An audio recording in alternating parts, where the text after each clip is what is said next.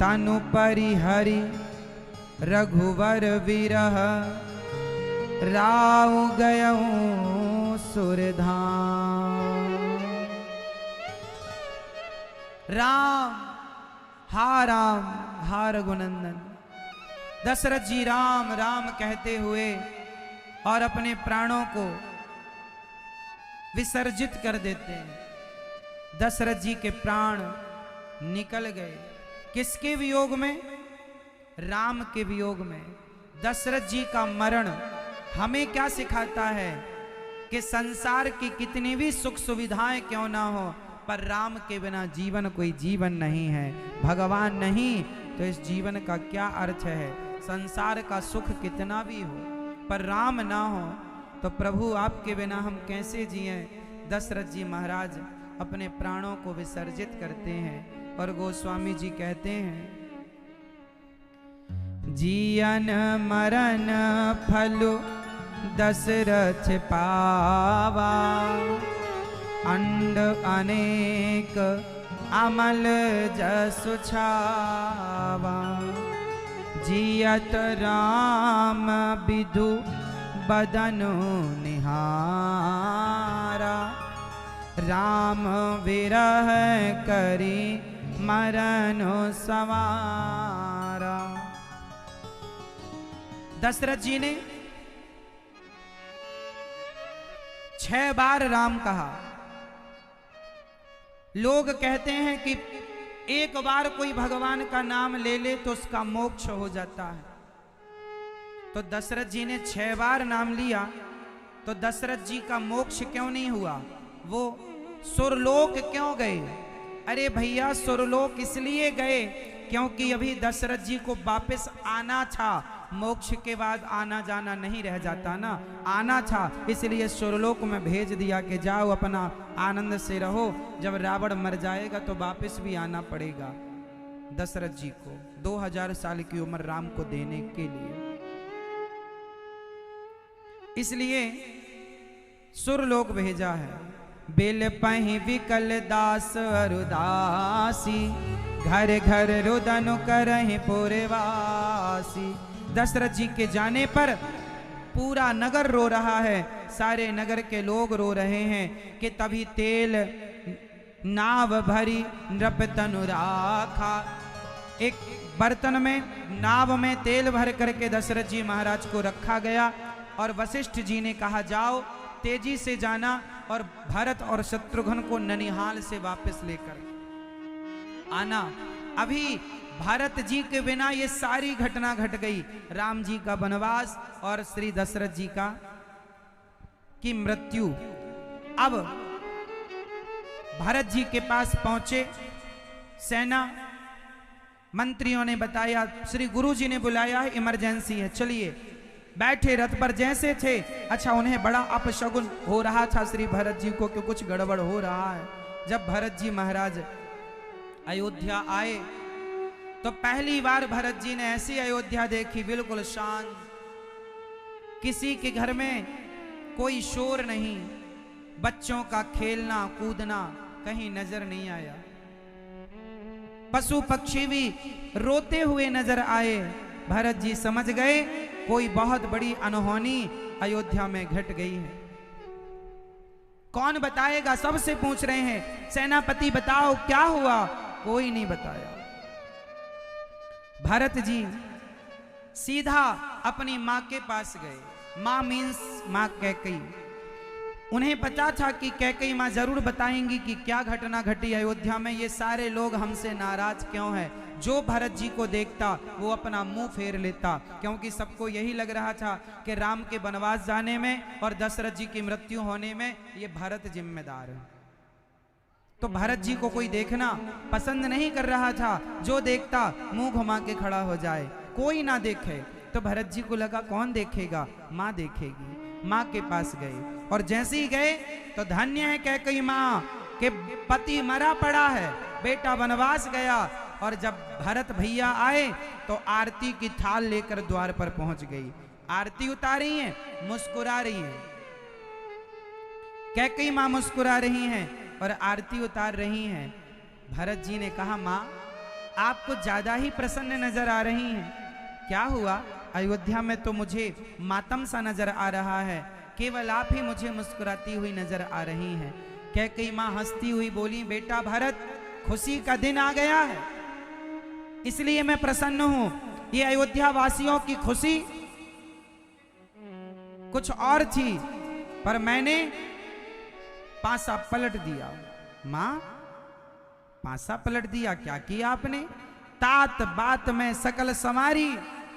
हे भरत, मैंने सारी बात बना ली, तेरे पक्ष में पूरा दल बल कर लिया मैंने। अच्छा, क्या कर लिया मां? बेटा, ये मंथरा देख रहा है, मंथरा को, मंथरा ने पूरी बात संभारी, इसने मेरी गुरु बनकर मेरा मार्गदर्शन दिया। हाँ, पर एक गड़बड़ हो गई बेटा भरत।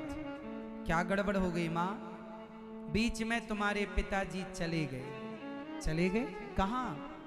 भगवान के यहाँ। जो बात सुनी श्री भरत जी ने कि पिताजी चले गए, भरत जी तो खड़े खड़े मानो गिर गए।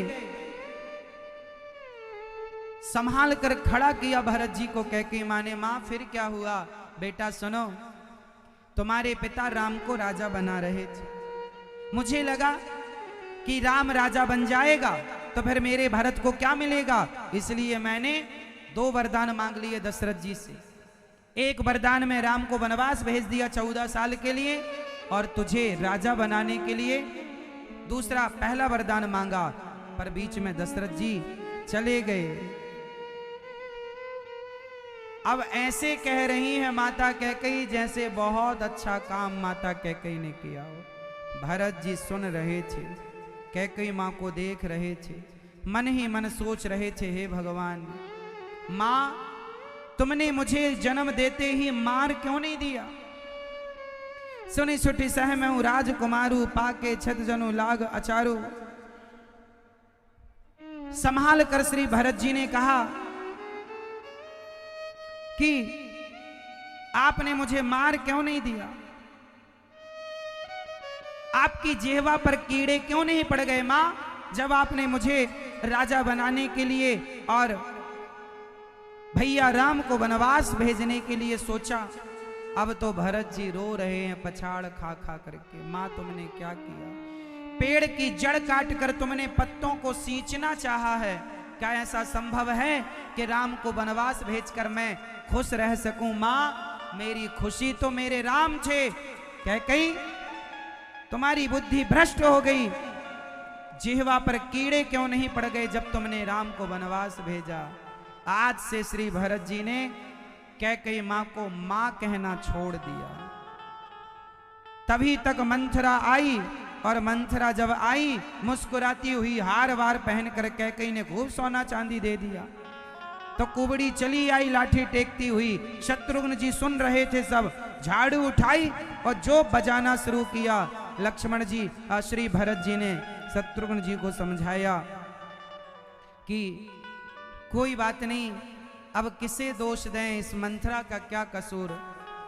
कसूर तो मेरा है कि मेरे कारण माता कैकेयी ने मुझे वनवास राम जी को भेज दिया और मुझे सिंहासन पर बिठाने का ख्याल रचा। अब भरत जी सोचे कि राम राम, सबसे ज्यादा दुखी अवध में यदि कोई होगा तो माता कौशल्या होंगी, जिनके बेटा भी चला गया और जिनके पति भी चले गए, और बेटा और पति जाने का जिम्मेदार ये भरत है। डरते डरते भरत जी मां कौशल्या के पास पहुंचे और कौशल्या के चरणों में जाकर लेट कर बोले, मां, जहां गाय बंधती है ना मां, उस गौशाला में कोई आग लगा दे और सारी गाय जलकर मर जाए तो आग लगाने वाले को जितना पाप लगता है मां, वो सारा पाप मुझे लग जाए, क्योंकि मेरे कारण मेरे राम वनवास गए, मेरे कारण तुम्हारा सुहाग चला गया मां। ब्राह्मणों की हत्या करने का जो पाप है मां, वो मुझे लग जाए, क्योंकि मैं अपराधी हूं मां, मुझे दंड दो। भरत जी ऐसी बात जब कहने लग गए तो भरत जी को उठाकर मां कौशल्या ने हृदय से लगाया। भरत, तुम ऐसा ना कहो, मुझे पता है कि तुम्हारे हृदय में जरा भी कपट नहीं है।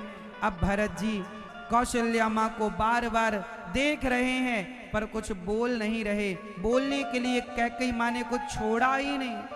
माँ कौशल्या समझा रही हैं, बेटा भरत, मुझे पता था कि तेरे हृदय में रत्ती भर कपट नहीं है। बेटा तू चिंता ना कर, सब ठीक हो जाएगा। माँ समझा ही रही थी, कह भी क्या सकती हैं। अभी कौशल्या माँ समझा ही रही थी कि तभी गुरुजी आ गए और गुरुजी ने कहा, भरत अब ये शोक करने का समय नहीं। सुनहु भरत भावी प्रबल, बिलख कहूं मुनिनाथ। हानि लाभ जीवन मरण, यश अपयश विधिहार। वशिष्ठ जी ने रोते हुए कहा, भरत 6 चीजें ईश्वर के अधीन है। भरत जी, श्री वशिष्ठ जी, आज वशिष्ठ जी जैसे ज्ञानी रो पड़े हैं। मेरी मां बिलख कहाँ हूं, बिलखते हुए कहा श्री वशिष्ठ जी ने, रो पड़े भरत जी का दुख देखकर। भरत जी बोले, गुरुदेव आप आज्ञा करिए, मैं क्या करूं। बेटा भरत, हानि लाभ जीवन जीवन मरण, हानि लाभ जीवन मरण, यश अपयश। हानि लाभ जीवन मरण, यश अपयश विधि हाथ। 6 चीजें भगवान के हाथ में। कौन कौन सी? हानि और कितनी हानि होगी।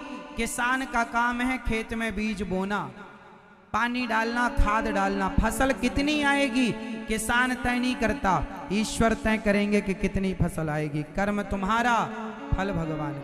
हानि कितनी होगी और लाभ कितना होगा, कर्म तुम्हारे हाथ में है, हानि लाभ तुम्हारे हाथ में। तो किसके हाथ में है? इसलिए तुम कर्म करो, हानि लाभ की फिक्र ना करो। जो मिलना है वो मिल के रहेगा। कितनी फसल पकेगी ये भगवान तय करेंगे। तुम तो अच्छा बीज बो, अच्छी मेहनत करो।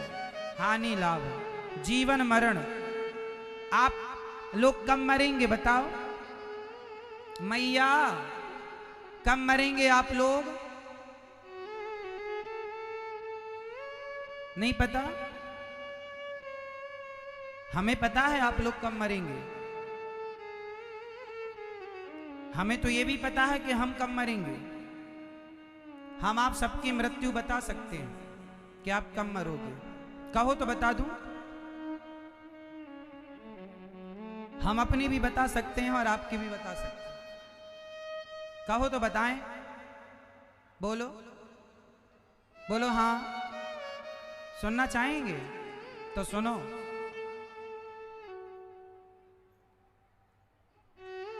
दो 2023 चल रहा है ये। यहां जितने बच्चे बैठे हैं, बच्चों को छोड़कर 20 साल की उम्र के बाद जितने लोग हैं, लगभग वो 2099 आते आते हम सब लोग मर चुके होंगे। बताओ सही भविष्यवाणी है कि गलत है? बोलो सही है कि गलत? 2099 आते आते हम सब लोग मर चुके होंगे। तो हानि लाभ जीवन मरण, हम कितने दिन जिएंगे और कितने दिन बाद मरेंगे, ना हमारा जीवन हमारे हाथ में है, ना हमारी मृत्यु हमारे हाथ में है। आपका जीवन है तो आप ईश्वर के चिंतन में लगा दो। कब मरना है ये तुम तय नहीं करोगे, भगवान तय करेंगे। इसलिए मौत की फिक्र ना करो। जब मरना है तो मर ही जाएंगे, तुम पहले से फिक्र क्यों करते हो? अरे मौत आएगी तो मर भी लेंगे, मौत से पहले मरना क्या? मुकद्दर का लिखा मिटता नहीं मिटाने से। जो होना है वो होके रहेगी, होनी तो होके रहेगी किसी भी बहाने से। क्या करें, जो होना है उसे ना तुम टाल सकते ना। इसलिए ना मौत की चिंता करो, ना जीवन ना मरण की चिंता, क्योंकि ये तुम्हारे और हमारे हाथ में।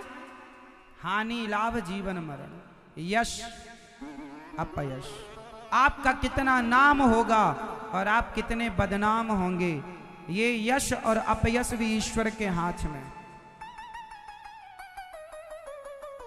इसलिए जब कोई आपका सम्मान करे तो समझ लो कि ईश्वर चाह रहे हैं कि आपका सम्मान हो, और जब कोई अपमान करे तो गुस्सा ना हुआ करो, समझ लो कि ये ईश्वर की मर्जी है कि तुम्हारा अपमान हो, क्योंकि हानि लाभ सुख दुख सम्मान अपमान ये सब विधाता के हाथ में।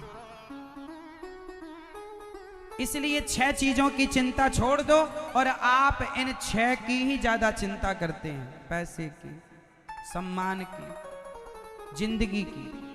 मरे ना महाराज हम। एक मैया रायसेन में गोबर उठा रही थी गाय का। अरे हमारी तो मौत भी नहीं आती कि हम मर जाएं, बहू दिन भर काम कराती है। यमराज वहीं से गुजर रहे थे तो सोचे चलो मैया बुला रही है, लेते चलें। चलो मैया। बूढ़ी सी अम्मा थी 95 साल की। यमराज जी बोले चलो। मैया बोली तुम कौन? बोले यमराज हम यमराज। तुमने तो कहा हमारी मौत भी नहीं आती कि मर जाएं, तो हमें लगा चलो तुम्हें लेते ही चलें। मैया बोली हे भगवान, एक बार कहे और आ गए। मैया ने दिमाग लगाया कैसे भगाए नहीं। मैया बोली यमराज। यमराज जी बोले चलो जल्दी, तुमने तो बुलाया। मैया बोली क्या हम मजाक भी नहीं कर सकते आपसे? अरे हम तो मजाक में कह रहे थे कि हमारी तो मौत भी नहीं आती। अच्छा आ गए हो तो गोबर उठवा दो जल्दी से। यमराज जी से गोबर उठवा के चली गई बूढ़ी, मरने को तैयार नहीं है। बूढ़े बूढ़े लोग भी मरना नहीं चाहते। एक 95 साल की मैया मेरे से बोली महाराज बहुत दर्द है कमर में, घुटनों में, बताओ मैं कब ठीक होऊंगी। बूढ़ी बूढ़ी मैया, बूढ़े बूढ़े पुरुष तेल लगाते घूमते हैं अपने घुटनों में, कमर में। अब ना होगी तुम्हारी कमर और घुटने ठीक, तुम कितना भी तेल लगा लो, बुढ़ापे का दर्द ना मिटेगा। महाराज कब मिटेगा ये दर्द? हमारा कभी ना मिटेगा। अब तो हम कहते हैं कि एक दर्द और पाल लो, दर्द की मारी बन बन डोलूं, वैद मिले नहीं कोई। मीराबाई को प्रेम का दर्द था, कृष्ण के मिलन का कब मिलोगे गोविंद, ना मिलने का दर्द था। अरे भगवान के प्रेम की पीड़ा चालू हो जाए तो उस पीड़ा के आगे हर पीड़ा फीकी पड़ जाती है। जैसे आप रसगुल्ला खाने के बाद चाय पिएंगे ना तो चाय मीठी नहीं लगेगी आपको। बताओ ये बात सही है कि गलत है? आप रसगुल्ला खाने के बाद तुरंत चाय पिएंगे तो चाय आपको मीठी, बताओ क्यों? क्यों? क्योंकि उस रसगुल्ले की मिठास ने आपको मुंह को इतना मीठा बना दिया कि चाय की मिठास उसके आगे फीकी हो गई। बोलो हाँ। उसी तरह तुम्हारे कमर का, घुटनों का, बुढ़ापे का दर्द उस भगवान से मिलने के दर्द के आगे भगवान से इतना प्रेम कर लो कि भगवान के प्रेम के दर्द में, जानते हो भगवान जब नहीं मिलते ना तो भक्त तड़पता है भगवान के लिए। वो तड़प दर्द कहलाती है। उस दर्द के आगे घुटनों का और बुढ़ापे का दर्द अपने आप समाप्त हो जाएगा। बस वो दर्द हो जो मीरा को था। मीरा कहती हैं कि दर्द की मारी बन बन डोलूं, वैद मिले नहीं कोई। मुझे दर्द है तो कोई कहे कि चल तेरा उपचार करा दूं, बोले नहीं, मेरा दर्द तब ठीक होगा जब वैद सांवरिया होए, जब कन्हैया मेरा वैद्य बन करके मेरा उपचार करेंगे तो दर्द ठीक होगा। भरत जी ने दशरथ जी का अंतिम संस्कार किया और उनका जो क्रिया इत्यादि थी सब किया। दशरथ जी का संस्कार हुआ, सब क्रियाएं हुई, अंतिम संस्कार इत्यादि। अब सभा लगी। सभा पर श्री भरत जी महाराज और गुरु वशिष्ठ जी और सारी प्रजा, मंत्री संतरी बैठे, और गुरु वशिष्ठ जी ने कहा कि भरत, तुम्हारे पिता की बात मानकर राम जी वनवास चले गए हैं। पिता की आज्ञा का पालन प्रभु राम ने किया, अब पिता की आज्ञा का पालन तुम्हें भी करना चाहिए भरत। इसलिए तुम्हारे पिता की आज्ञा अनुसार तुम राजा बन जाओ।